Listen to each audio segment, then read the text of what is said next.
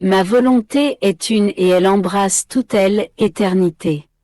L'âme qui vit en elle et la fait sienne en vient à participer à toutes ses joies et à tous ses biens.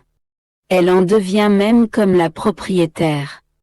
Et si elle ne goûte pas à toutes ses joies et tous ses biens sur la terre, comme elle en aura le dépôt dans sa volonté, en vertu de ma volonté accomplie par elle sur la terre, elle les goûtera en totalité après sa mort. Quand elle arrivera au ciel, là où ma volonté les plaçait en dépôt pendant qu'elle vivait sur la terre, rien ne lui sera enlevé, au contraire, tout y sera multiplié. Si les saints jouissent de ma volonté au ciel, c'est parce qu'ils vivent en elle. Et c'est toujours dans la joie qu'ils y vivent. Mais l'âme qui vit dans ma volonté sur la terre le fait à travers la souffrance.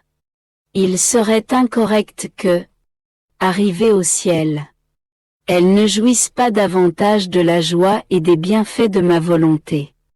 Quelles immenses richesses l'âme qui vit dans ma volonté sur la terre n'emporte-t-elle pas avec elle au ciel? Je puis dire que toute l'éternité s'empresse de l'encercler pour l'enrichir et la rendre heureuse. Elle ne sera privée de rien de ce que ma volonté contient, elle est la fille de ma volonté, laquelle ne veut la priver d'absolument rien. Par conséquent, ma fille, sois attentive et ne t'oppose à aucun de mes desseins sur toi. Je pensais à la sainte divine volonté en m'efforçant de me fusionner en elle, afin de pouvoir embrasser toutes les créatures et de présenter à mon Dieu tous leurs actes comme un seul acte. Alors, j'ai vu le ciel ouvert d'où est sorti un soleil qui m'a touché de ses rayons pénétrèrent dans le plus profond de mon âme et la touchèrent aussi. Par suite, mon âme s'est transformée en un soleil dont les rayons allèrent toucher le soleil. D'où provenait ma blessure? Comme je continuais à accomplir mes actes pour tous dans la divine volonté, ces actes furent couverts des rayons de ce soleil et convertis en actes divins qui, se diffusant sur tout et en tout, formèrent une toile de lumière qui ramena l'ordre entre le Créateur et les créatures. J'étais enchanté de cela et, sortant du premier soleil, mon aimable Jésus me dit: Ma fille, vois comme est beau le soleil de ma volonté. Quelle puissance, quelle merveille! Dès qu'une âme veut se fusionner en ma volonté pour embrasser toutes les créatures, ma volonté se transforme en un soleil qui touche cette âme et la transforme en un autre soleil. Puis, en accomplissant ses actes dans ce soleil, l'âme forme des rayons qui viennent toucher le soleil de la suprême volonté, couvrant toutes les créatures de ces rayons. L'âme aime et glorifie le Créateur et fait réparation au nom de toutes les créatures. Et elle ne fait pas cela avec l'amour et la gloire humaine, mais avec l'amour et la gloire de la divine volonté.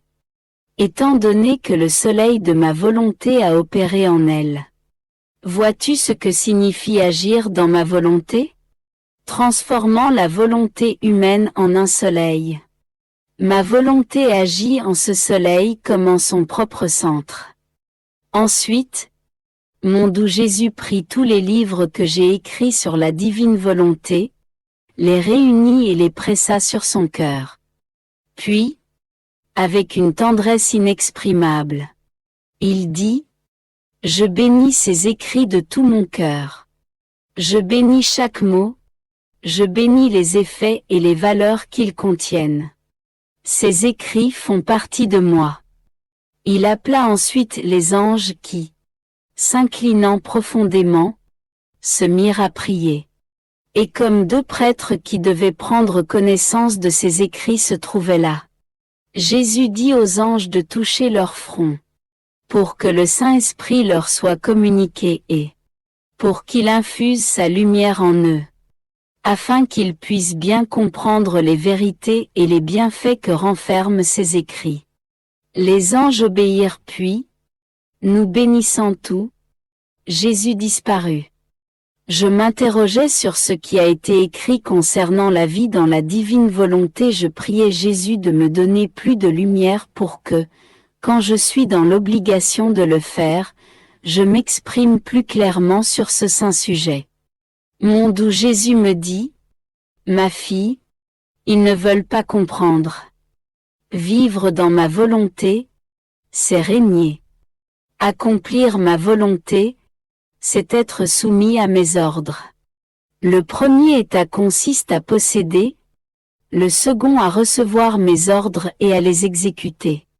Celui qui vit dans ma volonté la fait sienne et en dispose. Celui qui accomplit ma volonté la voit comme la volonté de Dieu et non la sienne. Il n'en dispose pas à son gré.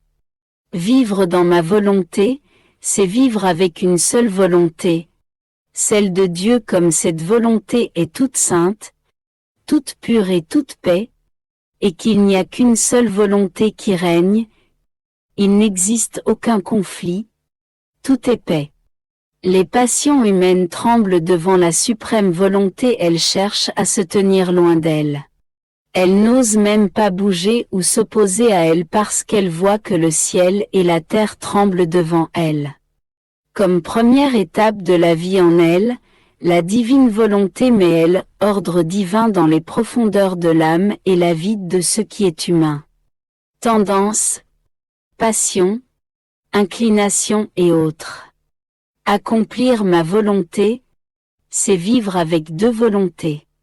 Conséquemment, quand je donne l'ordre de faire la mienne, l'âme sent le poids de sa volonté propre, ce qui provoque de la résistance. Même si l'âme accomplit fidèlement les ordres de ma volonté, elle sent le poids de sa nature rebelle, de ses passions et de ses inclinations. Combien de saints, bien qu'ils eurent atteint la perfection la plus élevée, se sentaient oppressés par leur volonté propre qui leur faisait la guerre. Plusieurs étaient forcés de s'écrier « Qui me délivrera de ce corps de mort ?»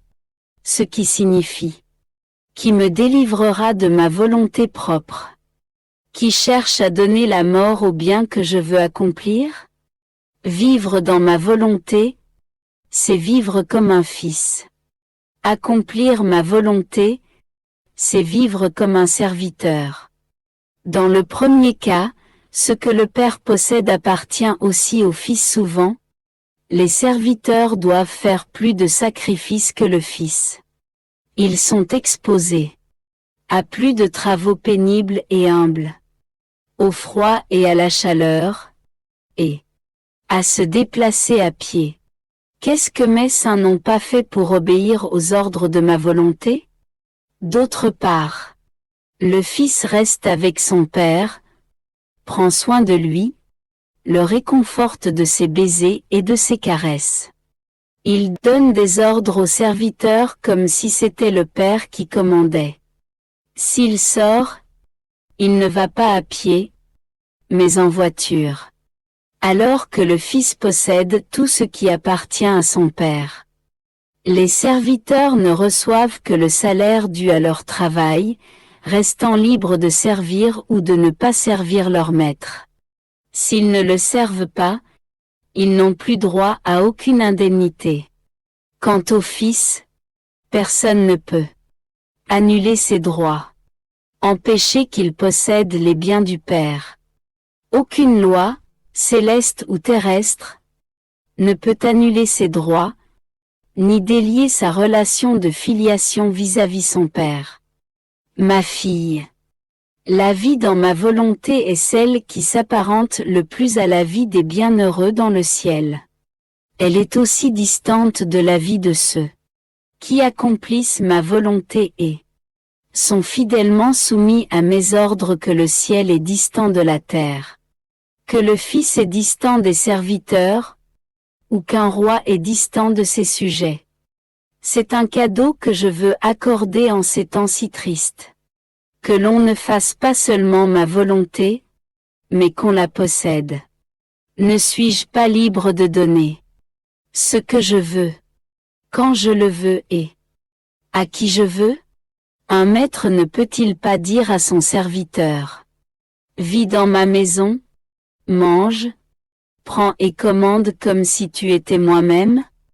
Et pour s'assurer que personne ne puisse mettre en doute que ce serviteur possède les biens du maître, celui-ci le reconnaît comme son fils et lui accorde le droit de possession. Si un homme riche peut faire cela, combien plus je peux le faire moi-même?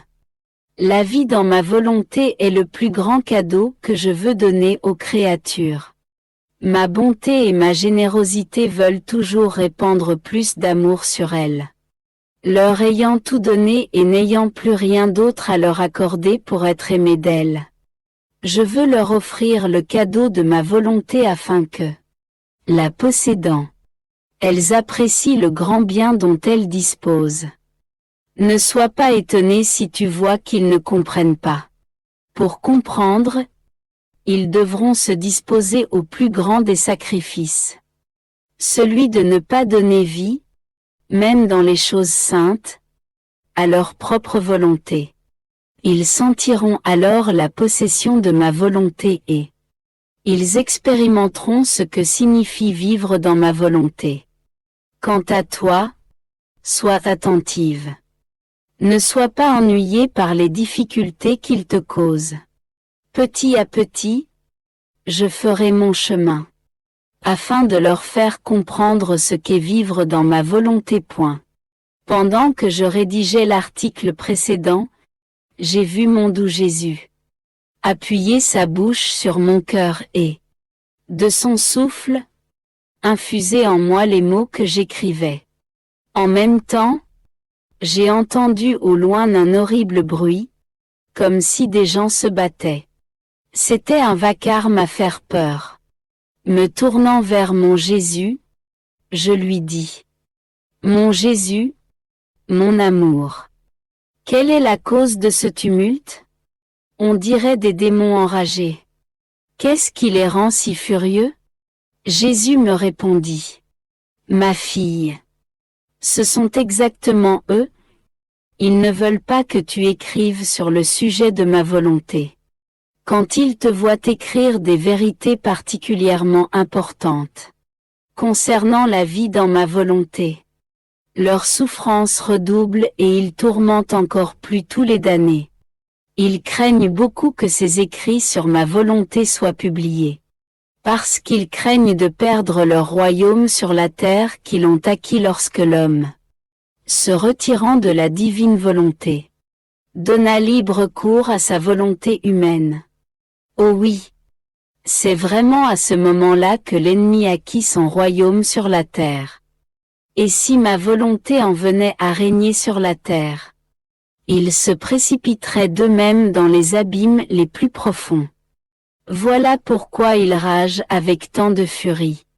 Ils sentent la puissance de ma volonté dans ces écrits. Et la simple possibilité que ces écrits soient publiés les rend furieux. Ils font tout pour empêcher la réalisation d'un si grand bien. Quant à toi, ne leur prête pas attention et apprends de cela à apprécier mes enseignements. Je répondis: Mon Jésus, j'ai grand besoin de ta main toute puissante pour pouvoir écrire ce que tu dis au sujet de la vie dans ta volonté. Face aux si nombreuses difficultés que les autres me créent, surtout quand ils disent: Comment est-il possible qu'aucune autre créature n'ait vécu dans la divine volonté? Je me sens si annihilé que je voudrais disparaître de la surface de la terre et que plus personne ne me revoie. Mais je suis obligé de continuer pour accomplir ta très sainte volonté. Jésus reprit: Ma fille, la vie dans ma volonté implique la perte de tous les droits de sa propre volonté. Tous les droits appartiennent à la divine volonté. Si l'âme ne perd pas ses droits, on ne peut pas vraiment dire qu'elle vit dans ma volonté. Au mieux, on peut dire qu'elle vit résignée, en conformité. Vivre dans ma volonté ne demande pas seulement que la créature agisse en conformité avec elle, mais qu'elle ne se permette aucun sentiment, aucune pensée, aucun désir. Pas même une simple respiration, où ma volonté n'est pas sa place. Ma volonté ne tolère pas en cette créature les affections ou pensées humaines, ou toute autre chose dont elle n'est pas la vie. Crois-tu qu'il est facile pour une âme de volontairement perdre ses droits? Oh! Comme cela est difficile. Il y a des âmes qui, lorsqu'elles atteignent le point de perdre tous leurs droits sur leur volonté, régressent et se contentent de poursuivre dans une vie de compromis. La perte de ces droits est le plus grand sacrifice que la créature puisse faire. Cependant, c'est cela qui dispose ma bonté à ouvrir à cette créature les portes de ma volonté, à la laisser y vivre et à lui donner mes droits divins en retour. Par conséquent, sois attentive et ne quitte jamais ma volonté. Point. Je me sentais tout aigri parce que j'étais privé de mon doux Jésus. Oh! Comme mon exil devient plus pénible et plus amer sans la présence de celui qui est toute ma vie. Je l'ai prié d'avoir pitié de moi et de ne pas me laisser seul. Mon bien-aimé Jésus se montra et serra fermement mon cœur avec ses mains. Ensuite, il m'attacha avec une petite corde de lumière, si fermement que je ne pouvais plus bouger. Puis, il s'étendit en moi et nous avons souffert ensemble. Après cela, je me suis senti transponé en dehors de mon corps vers la voûte des cieux. Et j'ai eu l'impression de rencontrer le Père Céleste et le Saint-Esprit. Jésus, avec qui je me trouvais, se plaça au milieu d'eux et me déposa sur les genoux du Père qui semblait m'attendre avec beaucoup d'amour. Il me serra contre lui et, m'absorbant dans sa volonté, il me communiqua sa puissance. Les deux autres personnes divines firent de même. Pendant que, une à une, elles m'absorbaient dans leur volonté, elles s'unifièrent et je me sentis simultanément immergé. Dans la volonté et la puissance du Père. Dans la volonté et la sagesse du Fils, et dans la volonté et l'amour du Saint-Esprit. Mais, comment décrire tout ce que j'ai expérimenté? Ensuite, mon aimable Jésus me dit, « Fille de notre éternelle volonté, prosterne-toi devant notre suprême majesté au nom de toutes les créatures, offre-lui ton adoration, tes hommages et tes louanges, avec la puissance, la sagesse et l'amour de notre volonté. Nous sentirons en toi la puissance de notre volonté qui nous adore, la sagesse de notre volonté qui nous glorifie et l'amour de notre volonté qui nous aime et chante nos louanges.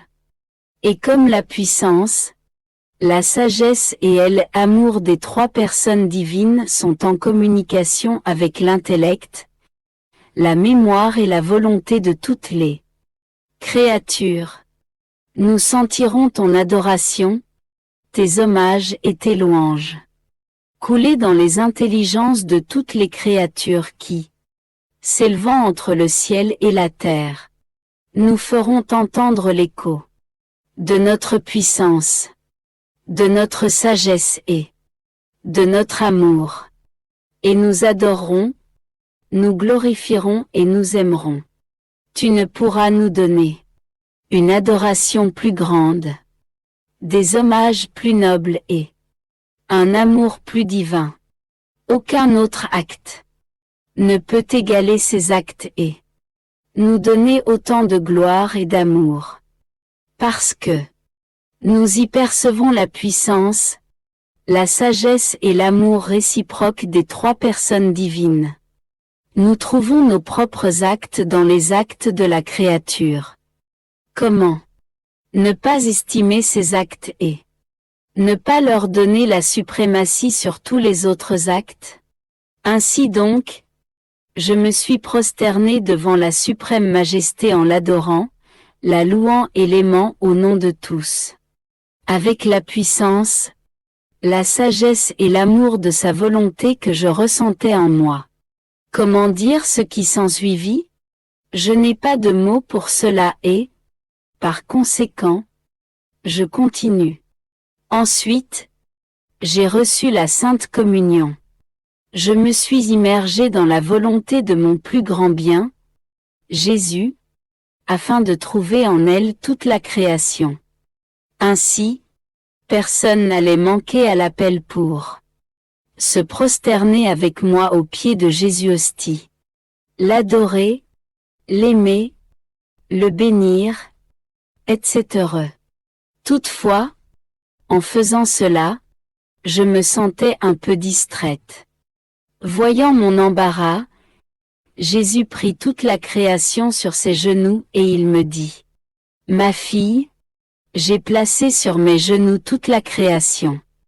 Pour qu'il te soit plus facile de prendre avec toi tous les êtres afin que rien de ce qui vient de moi ne manque à l'appel. Pour me donner, à travers toi, le retour d'amour et l'adoration qui me reviennent. Je ne serais pas pleinement satisfait en toi s'il manquait quelqu'un ou quelque chose.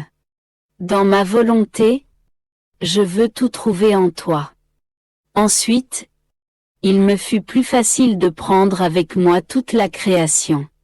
Pour que tous les êtres louangent et aiment mon plus grand bien, Jésus. Mais, oh, quelle surprise! Chaque chose créée présentait un reflet distinct et un amour spécial pour Jésus. Oh, que Jésus était content! Pendant que je faisais cela, je suis revenu dans mon corps. Je m'immergeais totalement dans la sainte divine volonté. Bougeant en moi, mon doux Jésus me dit: « Ma fille, comme il est beau de voir une âme s'immerger dans ma volonté. » Les battements de cœur créés se fondent alors avec les battements de cœur incréés, pour ne faire qu'un avec eux. C'est là le plus grand bonheur pour le cœur humain. Battre à l'unisson avec le cœur de son Créateur. Le cœur humain prend son envol et se retrouve au centre de son Créateur. Je répliquai à Jésus: « Dis-moi, mon amour, combien de fois ta volonté fait-elle sa tournée dans toutes les créatures? » Il me répondit: « Ma fille, à chaque battement de cœur de la créature. Ma volonté fait sa tournée complète dans toute la création. Tout comme les battements de cœur de la créature sont continuels. Au point que si le cœur cesse de battre, la vie cesse. Ainsi, pour donner la vie divine à la créature, ma volonté circule continuellement et palpite dans chaque cœur. Ma volonté est dans la créature en tant que palpitation première. Celle de la créature viennent en second. Si le cœur de la créature bat, c'est en vertu des palpitations de ma volonté. Plus encore, ma volonté forme dans la créature deux battements de cœur. Un pour la vie de son corps et l'autre pour la vie de son âme. Veux-tu savoir ce que les palpitations de ma volonté effectuent dans la créature? Si elle pense, ma volonté circule dans les veines de son âme et lui donne des pensées divines, afin qu'elle mette de côté les pensées humaines au profit des pensées de ma volonté. Si elle parle, agit, marche ou aime, ma volonté veut sa place dans ses paroles, ses pas et son amour. L'amour et la jalousie de ma volonté envers la créature sont telles que, si elle veut penser, ma volonté se fait penser pour elle. Si elle veut regarder, ma volonté se fait regard pour elle. Si elle veut parler, ma volonté se fait parole pour elle. Si elle veut travailler, ma volonté se fait travail pour elle. Si elle veut marcher, ma volonté se fait pas pour elle. Et si elle veut aimer, ma volonté se fait feu pour elle. Bref, Ma volonté circule dans chaque acte de la créature pour occuper la première place, celle qui lui revient. Mais, à ma très grande douleur, la créature refuse à ma volonté la place d'honneur. Elle donne cette place à sa volonté humaine. Ainsi, ma volonté est obligée de rester dans la créature. Comme si elle n'avait ni pensée, ni yeux, ni parole, ni main, ni pied. Comme si elle était incapable de développer sa vie dans cette créature, au centre de son âme. Quelle douleur! Quelle énorme ingratitude! Veux-tu savoir? Quelle créature donne à ma volonté la pleine liberté d'être le battement de cœur de son âme? Celle qui vit dans ma volonté. Oh! Combien ma volonté communique sa vie à cette créature et se constitue la pensée de ses pensées, les yeux de ses yeux, les mots de sa bouche, les battements de son cœur, et ainsi de suite. Combien rapidement nous nous comprenons l'un l'autre. Ainsi, ma volonté atteint son but de former sa vie dans l'âme de la créature. Ce n'est pas uniquement chez la créature douée de raison que ma volonté tient la première place et est comme la palpitation première. Mais dans toutes les choses créées, de la plus petite à la plus grande, ma volonté tient là aussi la première place et agit comme battement de cœur. Aucune chose créée ne peut se soustraire au pouvoir et à l'immensité de ma volonté. Ma volonté se fait aussi la vie du ciel azuré, en maintenant sa céleste couleur toujours nouvelle et claire. Le ciel ne peut se décolorer ou pâlir parce que ma volonté l'a voulu ainsi. Comme elle a établi qu'il doit en être ainsi, cela ne change pas. Ma volonté est aussi la vie de la lumière et de la chaleur du soleil. Par ses palpitations de vie, elle maintient sa lumière et sa chaleur toujours constantes. Elle le garde stable, sans qu'il puisse augmenter ou diminuer les bienfaits qu'il donne à toute la terre. Ma volonté est la vie de la mer, elle préside au murmure de ses eaux, aux élans de ses poissons et au grondement de ses vagues.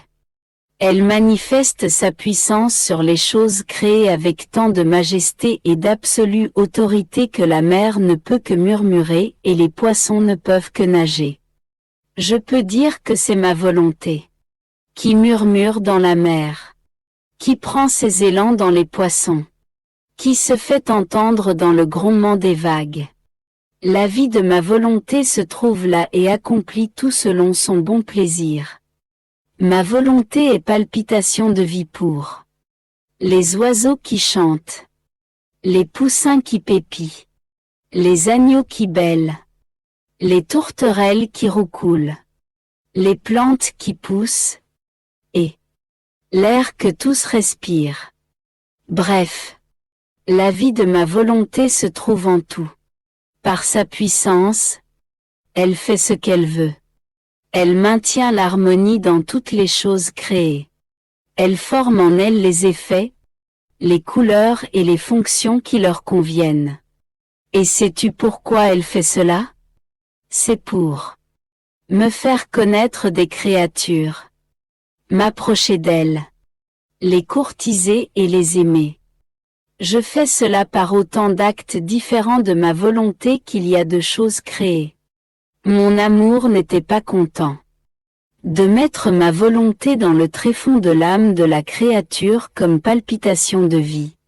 Il a voulu que cette palpitation se retrouve dans toutes les choses créées, de telle sorte que, même de l'extérieur, ma volonté ne quitte jamais la créature.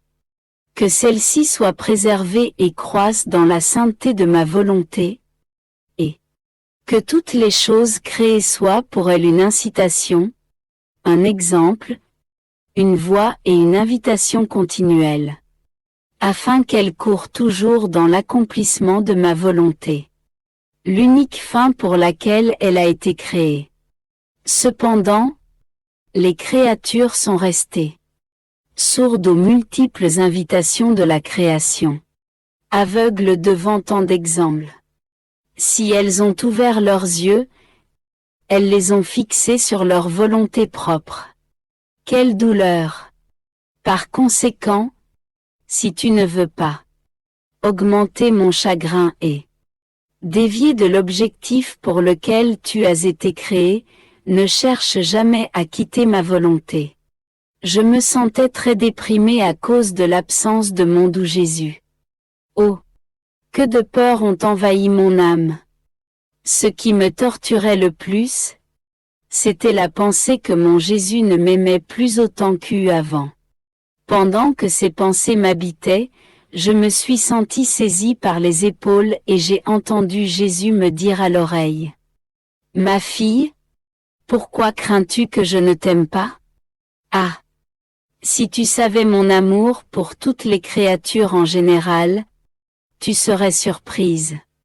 Avec quel amour n'ai-je pas créé chacune d'elles? De combien de sens ne les ai-je pas pourvus? Chacun de leurs sens est un moyen de communication avec moi.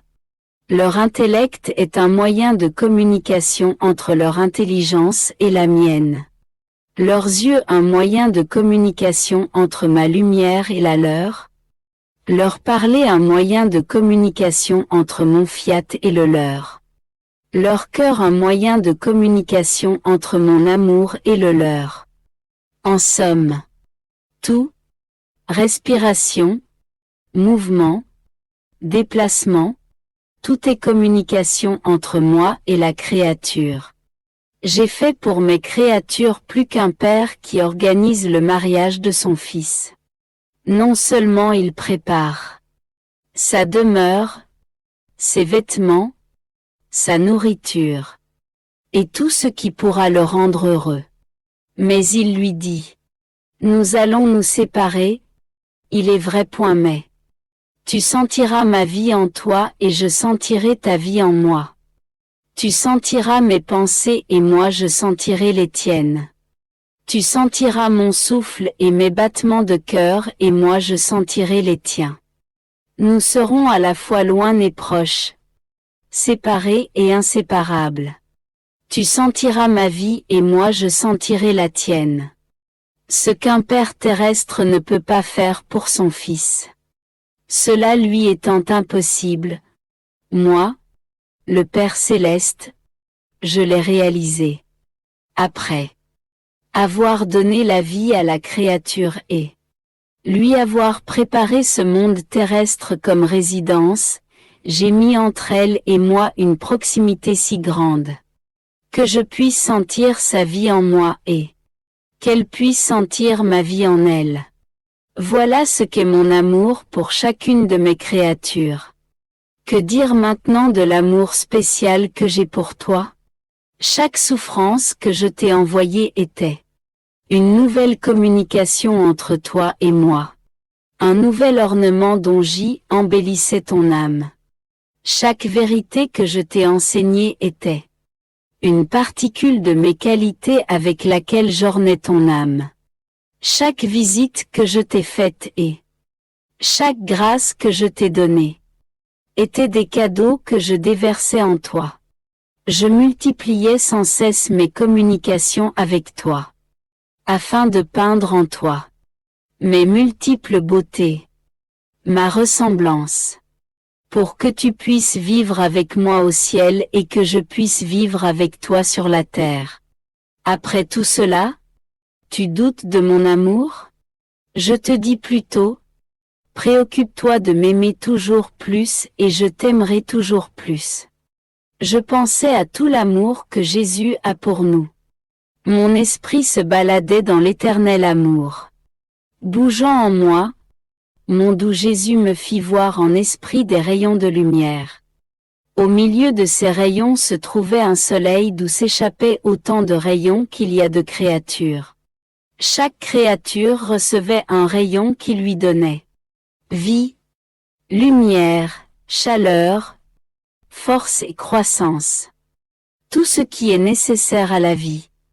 C'était merveilleux de voir chaque créature unie à son rayon de soleil. Comme chaque branche est unie à la vigne d'où elle provient.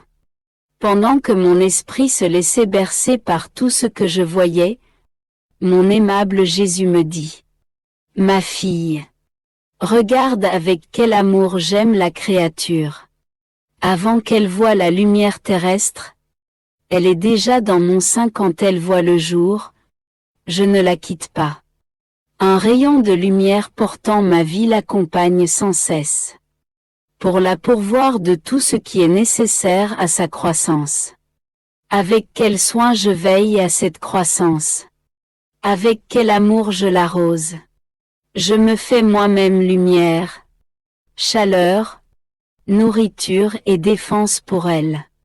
Et quand son temps sur la terre est terminé, je la fais venir dans mon sein par la voie de ce même rayon afin qu'elle puisse se délecter dans sa céleste patrie. Mon amour fait plus pour la créature que le soleil, que j'ai formé dans le ciel azuré au bénéfice de l'humanité.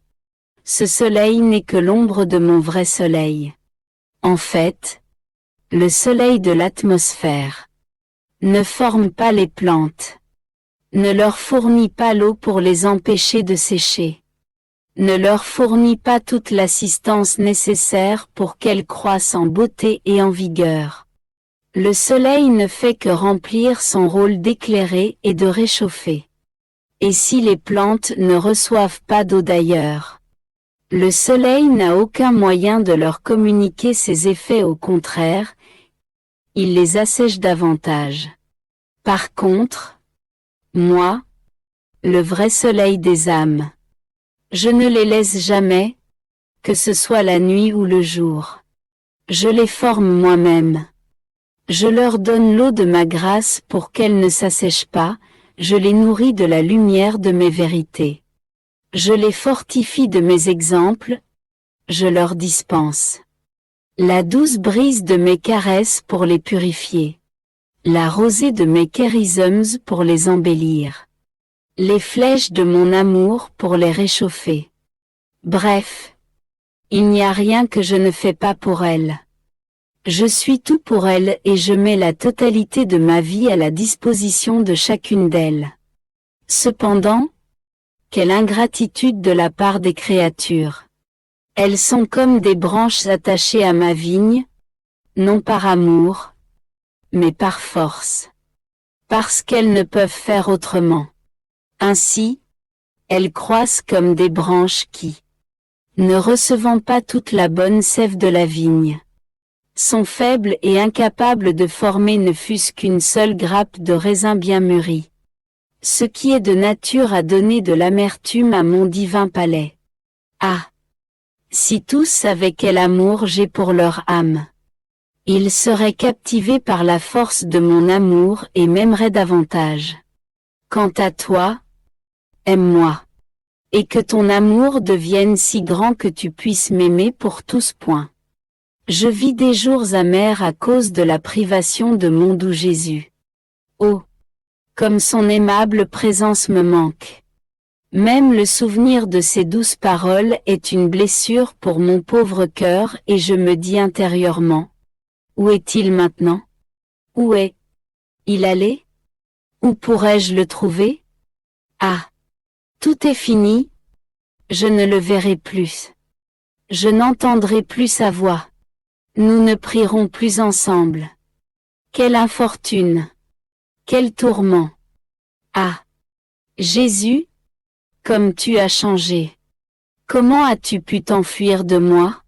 Mais, même si tu es loin, où que tu sois, sur les ailes de ta volonté je t'envoie mes baisers, mon amour, mon cri de douleur qui te dit: viens, reviens vers ta pauvre exilée, ta petite nouveau-née qui ne peut vivre sans toi.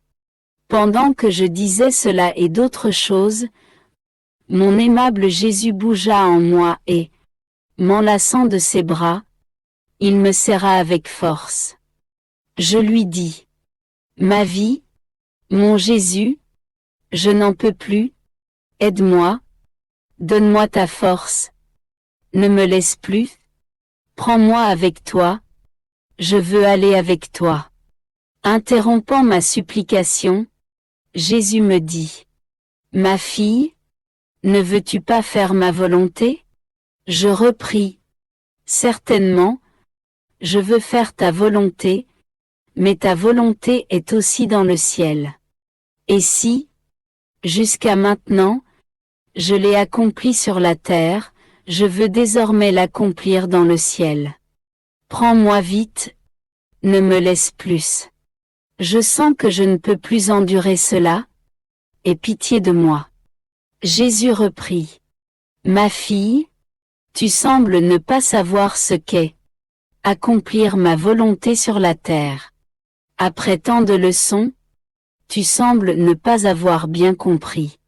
Tu devrais savoir que l'âme qui laisse ma volonté vivre en elle, quand elle prie, souffre, agit, aime, etc., elle produit auprès de Dieu un doux enchantement, ayant pour effet d'empêcher ma justice de déverser sur la terre les grands châtiments que les créatures attirent par leurs graves péchés. Car ma justice aussi vit cet enchantement provenant des créatures qui vivent dans ma volonté. Penses-tu que c'est peu de choses pour le Créateur que de voir, dans la créature qui vit sur la terre, sa propre volonté opérer, triompher et dominer, avec la même liberté avec laquelle elle agit et domine dans le ciel? Cet enchantement n'existe pas au ciel. Parce que, dans mon royaume, ma volonté règne comme dans sa propre demeure et l'enchantement est formé par moi-même, non en dehors de moi. C'est moi, c'est ma volonté qui ravit toutes les âmes bienheureuses, de telle sorte qu'elles sont toujours sous mon enchantement et en jouissent éternellement. Ce n'est pas elles qui créent le doux enchantement pour moi. C'est moi qui le crée pour elles. Par contre, quand ma volonté vit dans la créature en exil, c'est comme si elle agissait et dominait dans la demeure même de la créature. Celle-ci produit alors sur moi un enchantement si merveilleux que mon regard se fixe sur elle et ne peut s'en détacher. Ah! Tu ne sais pas à quel point cet enchantement est nécessaire en ces temps. Que de maux vont venir. Les populations se sentiront obligées de se dévorer mutuellement, prises d'une rage féroce. Les dirigeants seront les principaux responsables. Pauvres peuples! Leurs dirigeants seront de véritables bouchers, des démons incarnés assoiffés du sang de leurs frères.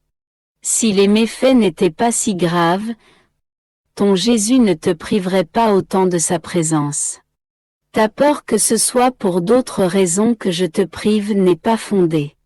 Non, non, sois rassuré. C'est ma justice qui, te privant de moi, trouve son apaisement. Quant à toi, ne quitte jamais ma volonté, afin que ce doux enchantement m'amène à épargner les peuples de plus grands maux. J'ai le sentiment d'être incapable de confier à ma plume ce que je ressens dans mon cœur torturé. Oh oui!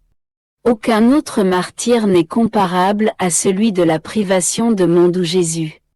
Le martyre corporel blesse et tue le corps tandis que le martyre de sa privation blesse l'âme, la lacère jusque dans ses fibres les plus profondes et, ce qui est pire, tue l'âme sans la faire mourir.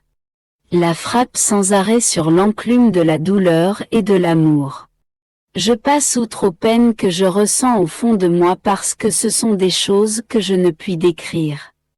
Comme la plus pauvre des mendiantes, je voudrais demander l'aide de tous les anges, de tous les saints, de ma reine et mère, et de toute la création, pour une petite prière à Jésus en ma faveur afin que, venant de tous, cette prière incite Jésus à la compassion envers la petite fille de sa volonté, et qu'il mette fin au dur exil dans lequel je suis plongé.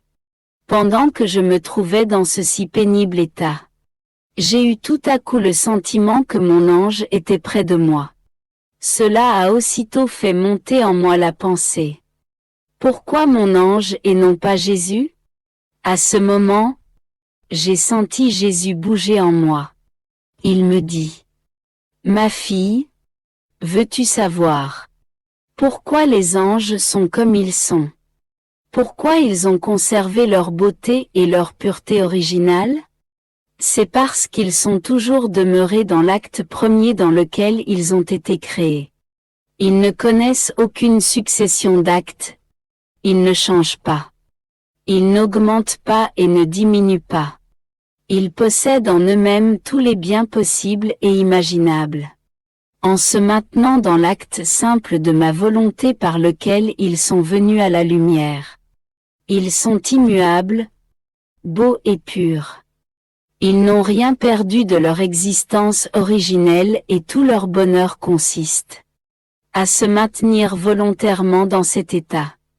Ils trouvent tout dans ma volonté et ne cherchent rien d'autre pour être heureux que ce que ma volonté leur donne. D'autre part, sais-tu pourquoi il y a des chœurs angéliques hiérarchisés? Il y a des anges qui sont plus près de mon trône et sais-tu pourquoi? C'est que, à quelques-uns, ma volonté n'a manifesté qu'un seul acte de ma volonté. À d'autres deux. À d'autres trois, etc. C'est ce qui fait la différence entre les chœurs angéliques. Certains anges sont supérieurs à d'autres et plus dignes d'être près de mon trône. Plus ma volonté s'est manifestée à eux et qu'ils se sont maintenus en elle, plus ils sont élevés, beaux, heureux et supérieurs. Les chœurs angéliques sont constitués, suivant leur niveau de connaissance de ma suprême volonté. Les anges des différents chœurs ont leur beauté et leurs fonctions propres. C'est ainsi qu'il y a cette hiérarchie des chœurs angéliques. Si tu savais ce que signifie mieux connaître ma volonté, accomplir plus d'actes en elle, et combien cela détermine le rôle, la beauté et la supériorité d'une créature, combien plus tu apprécierais toutes les connaissances que je t'ai communiquées sur ma volonté. Une connaissance additionnelle sur ma volonté élève l'âme à une telle sublime hauteur que les anges eux-mêmes en sont stupéfiés et séduits. Cela les amène à proclamer sans cesse: Saint, Saint, Saint.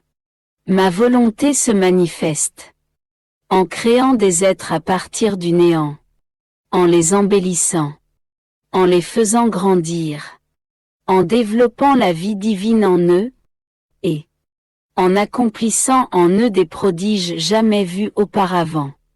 Par conséquent, à cause de toutes les choses que je t'ai manifestées sur ma volonté, tu peux comprendre ce que je veux faire de toi et combien je t'aime, et comment ta vie doit être une chaîne d'actes continuels accomplis dans ma volonté. Si, comme les anges, les créatures n'avaient jamais dérogé de l'acte premier, dans lequel ma volonté les a amenés à la lumière, quel ordre et quelle merveille n'aurait-on pas vu sur la terre? Par conséquent, ma fille, ne quitte jamais l'état originel dans lequel je t'ai créé, et que ton acte premier soit toujours ma volonté. Après cela, je me suis placé en pensée avec Jésus au jardin de Gethsémani. Et je l'ai prié de me laisser pénétrer dans cet amour avec lequel il m'aime tant. Bougeant de nouveau au plus profond de moi, il me dit: Ma fille, entre dans mon amour et n'en sors pas. Reste pour bien comprendre combien j'ai aimé les créatures. Tout en moi est amour pour elles. Quand la divinité les a créées, elle se proposait de les aimer toujours. À l'intérieur et à l'extérieur d'elles, la divinité se proposait de les accompagner par un acte d'amour incessant et toujours nouveau. Ainsi, je puis dire que chaque pensée, regard, parole, respiration, battement de cœur, etc. des créatures est accompagné d'un acte d'amour éternel. Si la divinité se proposait d'aimer les créatures toujours et en toutes choses, c'est parce qu'elle espérait recevoir en chaque chose un retour d'amour incessant et toujours nouveau. Mais il n'en fut pas ainsi. Non seulement les créatures n'ont pas voulu s'ajuster à ce rythme d'amour souhaité par le Créateur, mais elles ont rejeté cet amour et l'ont offensé. À la suite de ce revers, la divinité ne s'est pas arrêtée. Mais elle a continué de prodiguer à la créature son amour incessant et toujours nouveau. Et comme les créatures ne recevaient pas cet amour, le ciel et la terre en furent remplis. En attendant que quelqu'un s'en empare et donne un retour pour tout cet amour. Quand Dieu décide quelque chose, rien ne l'arrête, il demeure inébranlable dans son immutabilité. Voilà pourquoi, dans un autre excès d'amour, moi, le Verbe du Père, je suis venu sur la terre. J et revêtu la nature humaine. J'ai recueilli en moi-même tout cet amour qui remplissait le ciel et la terre, dans le but de donner à la divinité un retour pour tout cet amour. Je me suis constitué amour.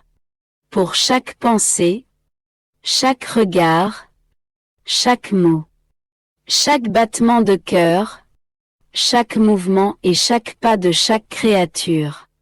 Ainsi, même dans ses fibres les plus infimes, mon humanité fut pétrie par les mains de l'éternel amour de mon Père céleste, afin qu'elle ait la capacité de porter en elle tout cet amour inondant le ciel et la terre, et qu'elle puisse ainsi donner à la divinité un retour d'amour de la part de toutes les créatures, et que je puisse me constituer amour pour chaque acte des créatures. C'est ainsi que chacune de tes pensées est entourée de mes incessants actes d'amour. Il n'y a rien en toi et en dehors de toi qui ne soit entouré de mes actes répétés d'amour. Voilà pourquoi, dans le jardin de Gethsémani, mon humanité gémissait, suffoquait et se sentait écrasée sous le poids de tant d'amour. Parce que j'aimais et je n'étais pas aimé. Ces peines d'amour sont les plus amères, les plus cruelles. Ce sont des peines sans pitié, plus douloureuses que ma passion elle-même. Oh! Si les âmes m'aimaient, le poids de tant d'amour deviendrait léger. Car, quand l'amour reçoit un retour d'amour, il est désaltéré par l'amour des êtres aimés. Mais quand il ne reçoit pas de retour, il devient délirant. Et il a le sentiment d'être payé de retour par un acte de mort. Vois donc toute l'amertume et la douleur que m'a donné la passion de mon amour. Parce que dans ma passion physique, ils ne m'ont donné qu'une seule mort alors que dans ma passion d'amour. J'ai eu à souffrir autant de morts que le nombre d'actes d'amour qui sont sortis de moi et pour lesquels il n'y a pas eu de réciprocité. Par conséquent, toi, ma fille, viens me retourner cet amour.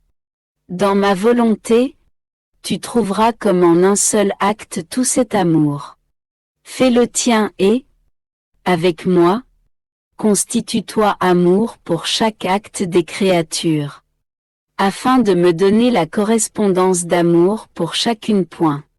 Je poursuis dans mon état de privation de Jésus avec la grande amertume qui l'accompagne.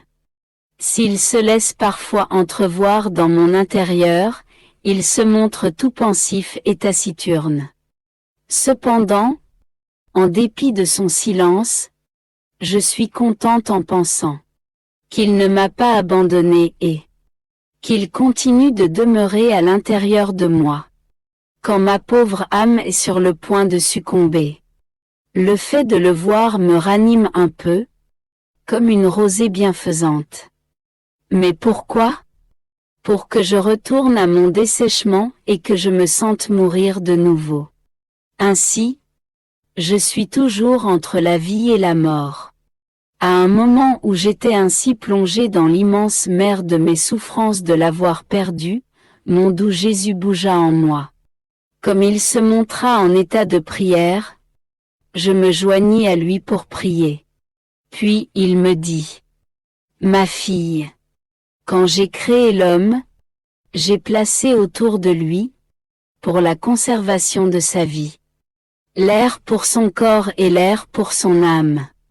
L'air naturel pour le corps et l'air de ma volonté pour son âme. Comme tu le sais, l'air naturel a la vertu de permettre à l'homme de respirer et de promouvoir dans toute la nature la végétation et la fraîcheur. Ainsi, même si on ne le voit pas, l'air préside à la vie de chaque être créé. Tous ont besoin de lui. Il agit partout jour et nuit. Il favorise les battements de cœur, la circulation du sang, tout. Mais sais-tu d'où il tire une telle vertu? C'est Dieu qui lui a donné toutes ses prérogatives. Comme la nature a besoin de l'air naturel pour sa préservation, l'âme a aussi besoin d'air. Pour l'âme, c'est ma volonté elle-même qui constitue son air. Ma bonté n'a voulu pour elle aucun autre air. De telle façon que toute la substance et tous les biens de ma volonté puissent la pénétrer en profondeur et lui apporter la divine nourriture, la céleste végétation et tous les biens célestes. Il devait y avoir émulation entre le corps et l'âme. Le premier en respirant l'air naturel et l'autre en respirant l'air de ma volonté. Mais il y a de quoi pleurer. Si les créatures sentent le manque d'air naturel, elles font tout pour s'en procurer. Au besoin, elles escaladent de hautes montagnes. Quant à l'air de ma volonté, les créatures ne lui accordent pas une pensée et ne sentent aucun regret d'en être privées, bien qu'elles soient obligées d'être immergées dans l'air de ma volonté. Comme elles n'aiment pas cet air parfumé et sanctificateur, celui-ci ne peut mettre en elles les biens qu'il contient. Et il est obligé de rester là, sacrifié, sans pouvoir développer la vie que ma volonté comporte. Par conséquent, ma fille, si tu veux que ma volonté accomplisse en toi ses desseins, je te recommande de toujours respirer l'air de ma volonté, de telle sorte que la vie divine se développe en toi et que tu atteignes véritable objectif pour lequel tu as été créé. Je pensais à l'immutabilité de Dieu et à la mutabilité des créatures. Quelle différence! Mon toujours aimable Jésus se montra en moi et il me dit: Ma fille, regarde, il n'y a aucun point où mon être ne se trouve pas. C'est pourquoi je n'ai pas besoin de me déplacer, ni vers la droite, ni vers la gauche, ni vers l'arrière, puisqu'il n'existe aucun point où je ne suis pas présent. Ma stabilité est universelle et parfaite. C'est mon éternelle immutabilité. Ce qui me plaît aujourd'hui me plaît toujours. Je suis immuable en ce que j'aime et en ce que je veux. Une fois qu'une chose est aimée ou voulue par moi, cela ne change jamais. Pour qu'il puisse y avoir changement, je devrais restreindre mon immensité, ce que je ne peux ni ne veux faire. Mon immutabilité est le plus beau halo couronnant ma tête. Ce halo s'étend sous mes pieds et rend un éternel hommage à mon immuable sainteté. Dis-moi, y a-t-il un seul endroit où tu ne peux me trouver? Pendant qu'il parlait, sa divine immutabilité se rendit présente dans mon esprit. Mais qui peut dire ce que j'ai compris? J'ai peur de dire des sottises et, par conséquent, je me tais. Plus tard, en me parlant de la mutabilité des créatures, il me dit: pauvre créature, comme est limitée leur petite place. Si petite qu'elle soit, cette place n'est ni stable ni fixe.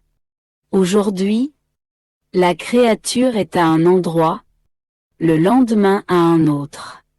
Un jour elle aime quelqu'un, quelque chose ou un endroit et, le lendemain, les choses ont changé. Elle peut même mépriser la personne ou la chose qu'elle aimait la veille. Et sais-tu ce qui rend la pauvre créature si instable? C'est sa volonté humaine. Celle-ci la rend inconstant en amour, dans ses désirs, dans le bien qu'elle fait. Sa volonté humaine est comme un vent impétueux, qui la déplace à chacune de ses bourrasques. Comme un roseau sec, elle est bousculée tantôt à droite, tantôt à gauche.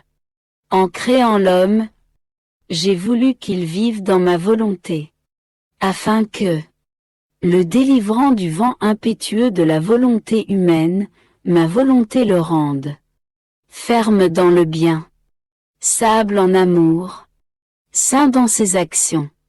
Je voulais qu'il vive dans l'immense territoire de mon immutabilité. Mais l'homme ne l'a pas voulu ainsi. Il a voulu sa petite place et s'est fait le jouet de lui-même, des autres, et de ses propres passions. Voilà pourquoi je prie et je supplie la créature de réintégrer ma volonté d'où elle vient, afin qu'elle ne soit plus inconstante, mais stable et ferme. Je n'ai pas changé. Je l'attends, je languis.